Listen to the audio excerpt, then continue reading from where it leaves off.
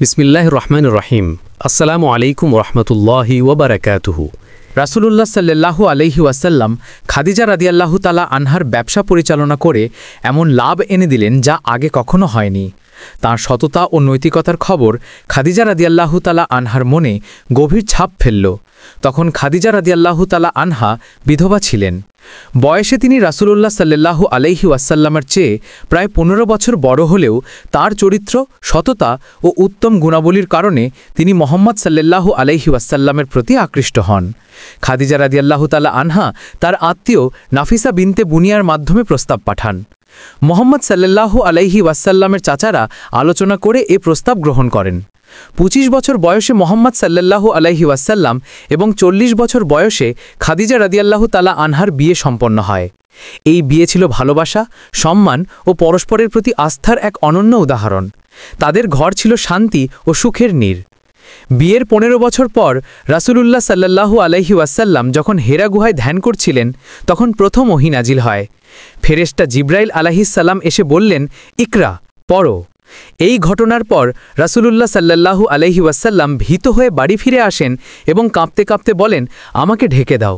তিনি খাদিজা রাদিয়াল্লাহু তাআলা আনহাকে পুরো ঘটনা জানালে খাদিজা রাদিয়াল্লাহু তাআলা আনহা একটুও দ্বিধা না করে বললেন, আল্লাহ কখনো আপনাকে অপমান করবেন না। আপনি আত্মীয়তার সম্পর্ক রক্ষা করেন, দরিদ্রকে সাহায্য করেন, অতিথিকে আপ্যায়ন করেন এবং সত্যের পক্ষে দাঁড়ান। তিনি নবী মুহাম্মদ সাল্লাল্লাহু আলাইহি ওয়াসাল্লামকে সমর্থন দিয়ে সাহস জুগিয়ে বললেন, এটি আল্লাহর পক্ষ থেকেই এসেছে। এরপর তিনি নিজেই ইসলাম গ্রহণ করেন। তিনি ছিলেন প্রথম মুসলিম নারী এবং প্রথম মুমিন।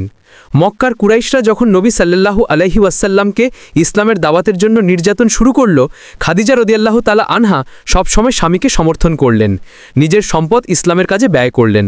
মুসলমানরা যখন ৩ বছর ধরে শিবে আবু তালিবে অবরুদ্ধ ছিলেন, খাদিজা রাদিয়াল্লাহু তাআলা আনহা ধৈর্যের সাথে সেই কষ্টের দিনগুলো কাটান। তিনি তার সমস্ত ধন সম্পদ মুসলমানদের খাবার, ওষুধ এবং প্রয়োজনীয় জিনিসে ব্যয় করেন। তার ত্যাগের ফলে ইসলামের প্রথম যুগের দাওয়াত টিকে থাকে। খাদিজা রাদিয়াল্লাহু তাআলা আনহা ও রাসূলুল্লাহ সাল্লাল্লাহু আলাইহি ওয়াসাল্লামের ৬টি সন্তান ছিল: কাসিম, জায়নব, রুকাইয়া, উম্মে কুলসুম, ফাতিমা রাদিয়াল্লাহু তাআলা আনহা ও আব্দুল্লাহ। ২ ছেলেই ছোটবেলায় মারা যান, কিন্তু মেয়েরা ইসলামের ইতিহাসে গুরুত্বপূর্ণ ভূমিকা পালন করেন। শিবে আবু তালিবের অবরোধ ও কষ্টে খাদিজা রাদিয়াল্লাহু তাআলা আনহার শরীর দুর্বল হয়ে পড়ে। নবুয়তের ১০ম বছরে তিনি ইন্তেকাল করেন। সেই বছরকে বলা হয় আমুল হুজুন, দুঃখের বছর, কারণ একই বছরে নবী সাল্লাল্লাহু আলাইহি ওয়াসাল্লাম তার প্রিয় চাচা আবু তালিবকেও হারান। তিনি মক্কার হুজুন কবরস্থানে সমাধিস্থ হন। নবী সাল্লাল্লাহু আলাইহি ওয়াসাল্লাম তার মৃত্যুতে গভীরভাবে শোকাহত হন এবং আজীবন তাকে স্মরণ করেছেন। একবার তিনি বলেছেন, খাদিজা আমার জন্য ছিলেন সর্বোত্তম। তিনি তখন আমাকে বিশ্বাস করেছিলেন যখন সবাই অস্বীকার করেছিল। তিনি তার সকল সম্পদ দিয়ে আমাকে সাহায্য করেছিলেন যখন কেউ সহায় ছিল না। হযরত খাদিজা রাদিয়াল্লাহু তাআলা আনহা ছিলেন ইসলামের প্রথম সমর্থক, ত্যাগ ও ভালোবাসার প্রতীক। তার জীবনের শিক্ষা হল সত্যের পথে অবিচল থাকা, স্বামীকে সমর্থন করা, সম্পদকে মানবতার কল্যাণে ব্যয় করা, ধৈর্য ও ঈমানের সাথে কষ্ট সহ্য করা। তিনি মুসলিম নারীর জন্য এক অনন্য আদর্শ, যার জীবন থেকে আমরা সাহস, ধৈর্য ও ঈমানের শক্তি অর্জন করতে পারি। হযরত আয়েশা বিনতে আবু বকর রাদিয়াল্লাহু আনহা ইসলামের ইতিহাসে এক অনন্য মহীয়সী নারী। তিনি শুধু রাসূলুল্লাহ সাল্লাল্লাহু আলাইহি ওয়াসাল্লামের প্রিয়তমা স্ত্রীই নন, বরং হাদিস, ফিকহ, চিকিৎসা, আরবি সাহিত্য ও সমাজ রাজনীতিতে তার অবদান অসাধারণ ছিল। আমি তার জীবন ও অবদান সংক্ষিপ্ত আকারে আলোচনা করব।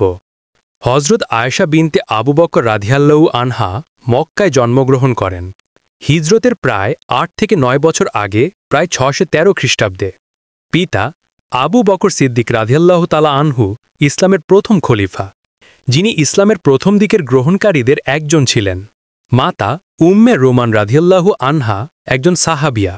হযরত আয়েশা রাদিয়াল্লাহু তাআলা আনহা উম্মুল মুমিনিন, মুমিনদের মা, সিদ্দিকা, হামিরা, গৌরবর্ণের জন্য এ উপাধি লাভ করেন। আয়েশা রাদিয়াল্লাহু তাআলা আনহার সাথে রাসূলুল্লাহ সাল্লাল্লাহু আলাইহি ওয়াসাল্লামের বিয়ে হয়েছিল আল্লাহর নির্দেশে। তিনি অতি অল্প বয়সে বাগদত্তা হন এবং মদিনায় হিজরতের পর নবী সাল্লাল্লাহু আলাইহি ওয়াসাল্লামের ঘরে গিয়ে দাম্পত্য জীবন শুরু করেন। আয়েশা রাদিয়াল্লাহু তাআলা আনহা ছিলেন নবীজির সবচেয়ে প্রিয় স্ত্রীদের একজন। তিনি বলেন, আমি নবীর কোনো স্ত্রীকে এত বেশি ভালোবাসতেন বলে জানি না যতটা আমাকে ভালোবাসতেন। বুখারী। হজরত আয়েশা রাদিয়াল্লাহু তাআলা আনহা ছিলেন অসাধারণ মেধাবী, তীক্ষ্ণ স্মৃতিশক্তির অধিকারিণী এবং গভীর জ্ঞানসম্পন্ন। হাদিস বর্ণনায় শীর্ষস্থানীয়। তিনি 2210টিরও বেশি হাদিস বর্ণনা করেছেন, যা বুখারী মুসলিম সহ প্রধান হাদিস গ্রন্থে সংকলিত। অনেক সাহাবী এবং তাবেঈন তার কাছ থেকে শরীয়তের মাসালা শিখেছেন। কবিতা, ইতিহাস ও আরবি ভাষায় তার প্রগাঢ় জ্ঞান ছিল। নবী করিম সাল্লাল্লাহু আলাইহি ওয়াসাল্লামের অসুস্থতা ও চিকিৎসা পর্যবেক্ষণ করতে করতে তিনি চিকিৎসা বিদ্যাতেও পারদর্শী হন।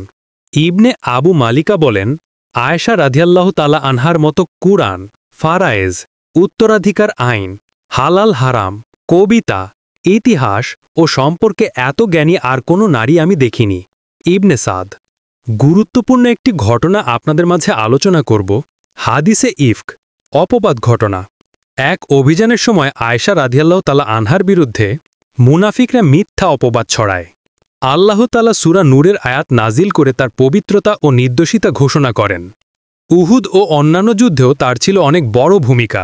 তিনি যুদ্ধে অংশগ্রহণ করেন এবং মুসলিম যোদ্ধাদের পানি সরবরাহ, চিকিৎসা এবং সাহস যোগাতেন। আখেরি নবী মুহাম্মদ সাল্লাল্লাহু আলাইহি ওয়াসাল্লাম ইন্তেকালের পর আয়েশা রাদিয়াল্লাহু তাআলা আনহা নারী ও পুরুষ উভয়ের কাছে হাদিস শিক্ষা দিতেন। হাজারো সাহাবী তার দর্শে উপস্থিত হতেন। খলিফা উসমান রাদিয়াল্লাহু আনহুর শাহাদাতের পর তিনি ইসলামী সমাজের অস্থিরতা সময় রাজনৈতিক ঘটনায় অংশ নেন। তবে পরে তিনি বুঝতে পারেন যে রক্তপাত এড়ানোই উত্তম এবং বাকি জীবন ইবাদত ও শিক্ষা প্রচারে কাটান। পিতা আবু বকরের মতোই তিনি সিদ্দিকা উপাধিতে ভূষিত হন। মেধা ও প্রজ্ঞা মেয়ে ছিল তিনি। ইসলামী আইনের জটিল মাসালার সমাধানে তার ফতোয়া ছিল সাহাবীদের জন্য মানদণ্ড। অপবাদ থেকে শুরু করে যুদ্ধ পর্যন্ত তিনি সত্যের পক্ষে ছিলেন, কণ্ঠ ছিল ন্যায়ের পক্ষে। রাতের নামাজ ও বিভিন্ন সময়ে রোজা পালনে তিনি ছিলেন অগ্রগামী। 58 হিজরি রমজান মাসে প্রায় 678 খ্রিস্টাব্দে তিনি এ পৃথিবীর মায়া ত্যাগ করেন। জান্নাতুল বাকি কবরস্থানে তাকে সমাধি করেন। মৃত্যুর আগে তিনি ওসিয়ত করেছিলেন যেন তাকে সাধারণ মুসলমানদের মতো দাফন করা হয়। হজরত আয়েশা রাদিয়াল্লাহু তাআলা আনহা ছিলেন ইসলামী জ্ঞানের এক অমূল্য ভাণ্ডার। ইসলামের নারী শিক্ষার প্রেরণা তিনি নিজেই। তার বর্ণিত হাদিস ও ফতোয়া আজও মুসলিম বিশ্বের শরিয়ার গুরুত্বপূর্ণ উৎস। অনুপ্রেরণা। হজরত আয়েশা রাদিয়াল্লাহু তাআলা আনহা নারীদের জন্য এক উজ্জ্বল আদর্শ। শিক্ষার প্রতি আগ্রহ, সাহসিকতা, সত্যের পক্ষে অবস্থান, ধর্মীয় জ্ঞান অর্জনের গুরুত্ব। ফাতেমা রাদিয়াল্লাহু তাআলা আনহা ছিলেন রাসূলুল্লাহ সাল্লাল্লাহু আলাইহি ওয়াসাল্লামের কনিষ্ঠ কন্যা এবং ইসলামের ইতিহাসে এক মহান ব্যক্তিত্ব। তিনি ছিলেন নবী মুহাম্মদ এবং খাদিজা রাদিয়াল্লাহু আনহার কন্যা। তার জীবন ছিল সরলতা, তাকওয়া, ধৈর্য ও ইবাদতে পরিপূর্ণ। তার জীবন ও গুণাবলীর বিস্তারিত আলোচনা করার চেষ্টা করছি। মহান আল্লাহ আমাদের কথাগুলো শোনার, বোঝার তৌফিক দান করুক। ফাতেমা বিনতে মুহাম্মদ রাদিয়াল্লাহু আনহা যে সকল উপাধিতে পরিচিত তিনি জাহারা, পবিত্র, উজ্জ্বল, বাতুল, ইবাদতে নিবেদিতা, উম্মুল হাসানাইন, হাসান ও হুসাইনের মা। নবুয়তের 5 বছর আগে প্রায় 605 খ্রিস্টাব্দে মক্কায় জন্মগ্রহণ করেন। পিতা আখেরি নবী মুহাম্মদ। মাতা খাদিজা রাদিয়াল্লাহু আনহা। ফাতেমা রাদিয়াল্লাহু আনহা ছিলেন রাসূলুল্লাহ সাল্লাল্লাহু আলাইহি ওয়াসাল্লামের 4 কন্যার মধ্যে সবচেয়ে ছোট এবং প্রিয়। ছোটবেলা থেকেই তিনি তার বাবার প্রতি গভীর ভালোবাসা ও আনুগত্য দেখিয়েছেন। তিনি উত্তম বৈশিষ্ট্য ও গুণাবলীর অধিকারিণী ছিলেন। পবিত্র চরিত্র। তিনি ছিলেন অত্যন্ত ধার্মিক, লাজ্জুক ও পরহেজগার। জীবনের অধিকাংশ সময় তিনি দুনিয়াবী বিলাসিতা ছাড়া কষ্ট সহকারে কাটিয়েছেন। বাবার প্রতি ছিল অত্যন্ত মমতাময়ী।